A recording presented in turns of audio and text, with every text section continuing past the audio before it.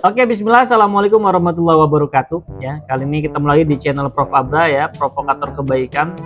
Kali ini kita akan membahas ya demonstrasi yang terus berjalan dan sampai hari ini juga masih mungkin ada demo-demo yang walaupun mungkin baik skala kecil sampai skala besar. Nah, kali ini mungkin kita akan bertanya kepada Prof Abra ya berkaitan dengan misalnya apa sih peran pemerintah pusat khususnya baik itu presiden ya dan menteri-menterinya terhadap situasi seperti ini dan apa sih yang harus dilakukan ya menurut pandangan ataupun kacamata dari Prof Abra ya, Provokator Kebaikan. Gimana Prof kira-kira pandangan Prof tentang situasi seperti ini dari pimpinan pusat seperti itu? Baik, Assalamualaikum warahmatullahi wabarakatuh. Menjawab pertanyaan seperti itu paling simpel adalah membayangkan if I were president. Andaikan saya presiden gitu kan. Nah, kira-kira begitu. Andaikan saya presiden, terus terang ide yang ada di kepala saya hasil baca, hasil melihat, hasil observasi. Tidak semuanya originin dari kepala saya. Jadi pertama, saya akan nyusun kabinet. Kabinetnya harus berisi, kabinetnya itu orang-orang yang ahli. Yang menangani tambang ya harus tambang, yang menangani kesehatan ya harus dokter, kira-kira seperti itu. Nggak jungkir balik seperti sekarang, Menteri Kesehatan tapi lulusan ITB gitu. Di sana nggak ada fakultas kedokteran, Mas. Kacau. Jadi put the right man on the right place, letakkan orang yang tepat di tempat yang tepat, itu pertama. Yang kedua, saya akan bilang ke seluruh menteri bahwa kalian sebelum dilantik, sanggup nggak kalian jadi menteri, tapi bakal hidupnya sederhana. Saya akan bilang penghasilan kalian maksimum hanya sekian, tidak boleh punya rekening di luar negeri, ya, tidak boleh korupsi. Begitu ketahuan korupsi 100.000 rupiah saja, Anda saya pecat. Teken tanda tangan. Kalau sanggup tanda tangan, kalau enggak saya cari orang lain. Yes, itu yang dilakukan Presiden Ibrahim Traore dari Burkina Faso. 1 sen saja Anda korupsi, Anda saya pecat. Ketahuan Anda punya rekening di luar negeri, Anda saya pecat. Sehingga terpilih orang-orang yang selektif. Jadi pertama orangnya harus ahli, bersedia disiplin, dan bekerja untuk kepentingan masyarakat. Kedua. Lalu ketiga, ini semua harus selesai dalam waktu 6, ya maksimum setahun, harus beres. Ya. Ini Bapak satu ini sudah 10 bulan, ya 2 bulan lagi setahun kan, di ujung mau 12 bulan, malah demo segini besarnya. Kan berarti yang diharapkan masyarakat dari dia dilantik 20 Oktober yang lalu ke sini, ditunggu-tunggu, kok enggak beres-beres, akhirnya jebol. Demonstrasi seperti itu, harusnya itu diantisipasi. Jadi kalau saya yang jadi presiden, ya saya antisipasi sejak awal.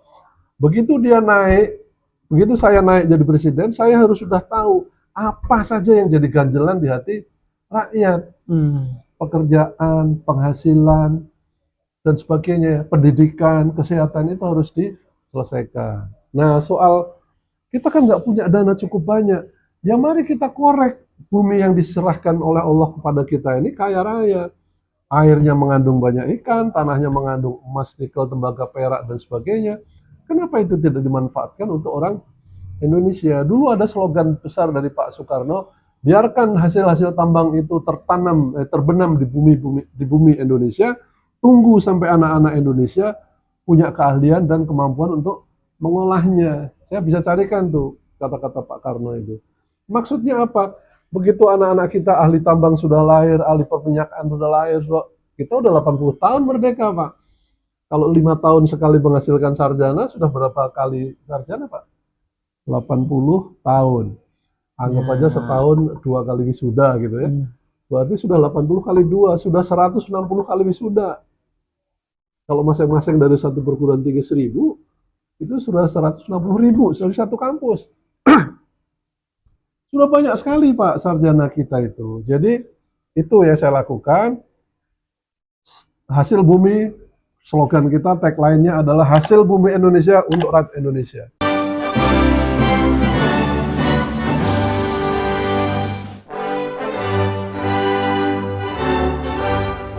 Kalaupun harus KSO, kerjasama operasi dengan orang luar negeri, bagi hasilnya harus jelas. Itu barang adanya di bumi Indonesia, dia tinggal ngeruk, dia tidak nanam, dia tinggal ngeruk, invest, maka porsi terbesarnya harus yang punya Barang itu bukan ke yang ngeruk. Yang ngeruk itu harusnya dapatnya hanya 30%, 70% buat kita. Itu kan. Nah, terus apa lagi tadi? Setelah pejabatnya sederhana, tiap keluhan masyarakat segera ditanggapi. Ini sudah 10 bulan saya belum melihat ada omongan atau berita bahwa dalam waktu sekian lama lagi Freeport akan kita ambil alih. Nggak ada bunyi itu. Inalum akan kita ambil, nggak ada. Kayaknya bakal begitu terus sampai habis kontrak, begitu habis diperpanjang lagi. Nggak ada niat ke situ. Nah kalau nggak ke situ, akibatnya jadi pajak yang diutrek-utrek. Orang beli tanah sudah waktu belinya kena pajak, waktu ganti nama kena pajak, setelah didudukin kayak rumah ini, dipajakin lagi. Kalau ini pabrik masih kira-kira karena ada untuk usaha, tapi kalau rumah hunian dikenain pajak, itu nggak masuk akal. Ya, jadi pajak harusnya dipikirkan supaya nol. Supaya nggak mikirin pajak, ya tadi hasil bumi harus digalakkan. Itu Mas, kalau saya jadi presiden, fokus pekerjaan kita harus menyecerah. Itu amanat Undang-Undang Dasar. Tugas negara itu adalah mencerdaskan dan mensejahterakan. Mensejahterakan. Dua, mencerdaskan dan mensejahterakan. Sejahtera itu ya pendidikannya, ya penghasilannya, dan sebagainya. Itu tugas negara. Nggak boleh sama sekali ada menteri bilang kalian jadi beban negara. Loh emang kamu itu dipilih buat mensejahterakan negara. Kok jadi dibalik-balik beban negara? Kalau nggak sanggup ya turun aja, saya ganti. Ya ngapain itu Pak Sri Mulyani sudah 4 kali itu, 4 kali periode jadi menteri. Ya gitu. Jadi decisif, cepat. Ya jadi cepat tek tek tek tek. Ini 10 bulan belum kelihatan, malah di ujung ada demo seperti ini. Berarti lambat. Ya. Nah, satu lagi Pak Presiden itu harus mendengarkan bukan hanya dari orang sekeliling. Kan dia kapasitasnya presiden, dia bisa mendengarkan langsung dari misalnya dari tokoh masyarakat. Bukalah channel yang dia bisa dengarkan langsung. Sekarang ada Zoom, ada segala macam. Nggak ada alasan bahwa Pak Prabowo nggak tahu misalnya di Papua ada kericuhan apa, di Makassar ada kericuhan apa, gitu. Kalau Pak Presiden hanya mendengarkan dari orang sekeliling yang dekat itu, mohon maaf, kemungkinan besar mereka bunyinya, tenang Pak, aman, siap, terkendali. Gitu terus yang disampaikan, siap, aman Pak, bisa dikendalikan. Lalu dianya manggut-manggut saja. Nah, Presiden harus berpihak kepada kebenaran, kejujuran, dan kebenaran. Mohon maaf, komentar Bapak kemarin tentang ijazah itu blunder. Pada saat orang sedang memuncak seperti ini, kesimpulan umum sudah terbentuk bahwa ijazah itu tidak ada alias palsu, lah kok Bapak bilang, ngapain mempersalahkan ijazah beliau? Itu blunder. You don't have to say like that. Beliau kan suka bahasa Inggris. Itu tidak menjaga marwah Bapak sendiri. Anda harusnya stay di atas semua pihak. Anda itu presiden, presidennya pengikut yang dulu maupun presiden pengikut Anda sekarang. Anda nggak boleh setelah berdiri lalu suaranya memihak ke yang Anda sukai saja, nggak bisa. Anda ada di atas semua pihak. Jadi untuk kasus ijazah harusnya menurut saya Anda itu ngomongnya, bagi yang masih mempermasalahkan ijazah, saya serahkan pada polisi. Silahkan Pak Polisi usut dengan cara yang paling fair, bawa ke pengadilan, buktikan kalau asli bilang asli, kalau palsu bilang palsu, selesai. Nggak usah dimasukkan rasa kasihan, rasa tersinggung, dan sebagainya. Pada saat Anda ditanya kenapa nggak menghukum berat koruptor, Anda malah bilang kasihan anak istrinya kalau dihukum berat. Loh Anda nggak ya Allah, ya Rabbi, saya bingung mau komentarinya seperti apa. Anda nggak mikir, orang lain juga punya keluarga dan sebagainya. Masa ke koruptor Anda bilang seperti itu? Ya, ya kalau korupsi tapi sudah dibalikkan, ya misalnya di bawah meja nggak apa-apa, nanti dimaafkan. Ya Allah, itu melukai hati rakyat, Bapak Pak Presiden yang ya terpaksa kita bilang yang terhormat, meskipun rada berat bilangnya. Ya. Anda nggak perlu ngomong seperti itu. Jadi jaga tutur katanya. Once you are on the stage, di atas panggung, di atas podium, Anda itu disorot orang seluruh Indonesia. Wajahnya, senyumnya, tarik alisnya. Jangan pas ngomong apa, nyengir gitu. Ya Anda kelihatan sekali ngeledek ke orang lain. Wajah Anda harus netral, senyum ke semua orang, menenteramkan, mendinginkan. Tak boleh sedikit pun manas-manasin. Begitu ya, kalau saya presiden saya akan begitu. Nah, Luar karena biasa, saya Bro. bukan presiden, saya bilang aja yang sekarang jadi presiden, Anda harusnya seperti itu.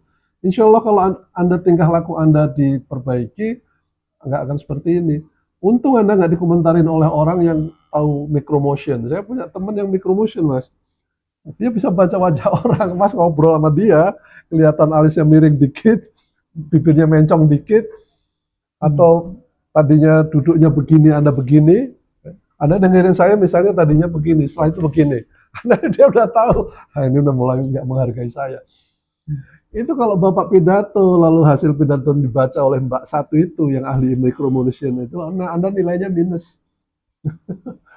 Tidak menenteramkan, tidak menenangkan, tidak memberi inspirasi.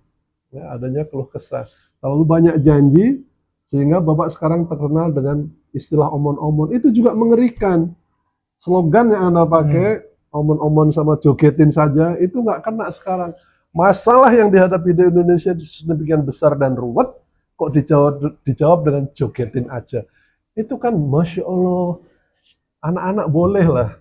Anak-anak aja nggak boleh sering-sering begitu. Ini dewasa presiden, ya. Meskipun itu dulu jogetin aja itu zaman kampanye ya. Tapi kan sudah terlanjur melekat di orang, paling dijogetin aja. Ya, begitu.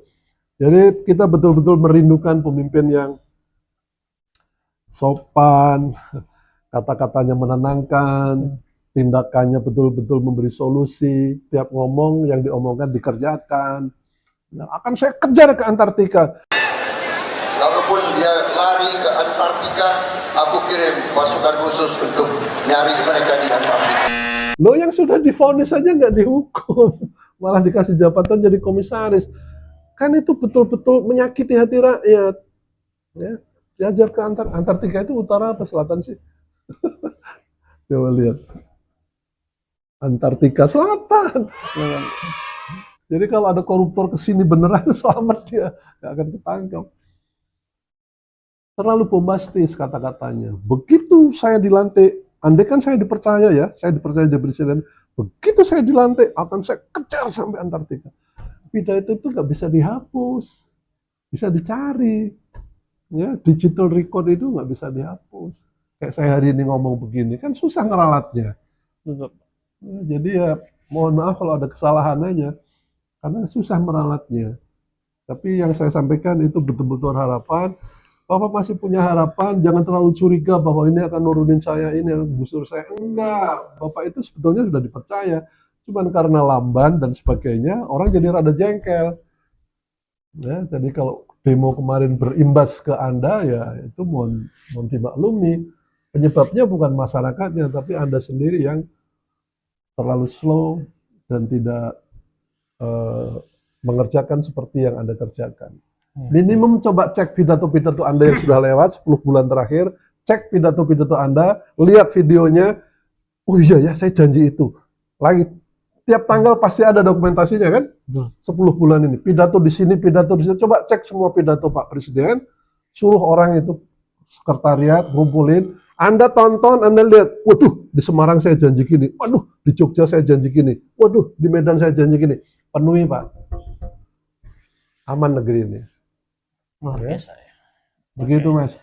Oke, luar biasa sekali ya kasih. Prof. Aba ya, atas wejangannya, atas arahannya, ya prinsipnya apa yang disampaikan Ya, semua unek-unek lah ini, murni bukan wejangan untuk ini. kebaikan negara, ya, Iya. untuk kebaikan lebih baik. Karena memang kita tidak apa namanya ingin yang tidak baik ya, karena semua apa yang kita inginkan berharap Indonesia ke depan lebih baik lagi dengan sumber daya alam yang luar biasa, ya, yang harusnya bisa dirasakan oleh banyak orang. Ya betul, sepakat. Banyak juga kadang-kadang di antara kita orang-orang tua yang sudah Gedek kalau lansia, mikirin itu Mas. ya kasihan sekali ya, yang Gedek mungkin dia bener-bener, berusaha kerja, apalagi kalau dia bukan PNS ya, bukan staf negara, dia kerja Iya. di swasta gitu ya, dia tidak punya tabungan dan lain-lain, akhirnya hidupnya ya Sedih. sedih ya, mungkin nunggu anak dan lain-lain. Kadang-kadang ya sedih lah ya. Sedih. Baik, insya Allah kita akan terus ya memberikan edukasi kepada masyarakat semua, dan jangan lupa untuk like, share, dan subscribe channel Prof Aba agar bisa Siap. memberikan edukasi terus menerus. Terima kasih. Assalamualaikum warahmatullahi wabarakatuh. Waalaikumsalam warahmatullahi wabarakatuh. Give it up and that up.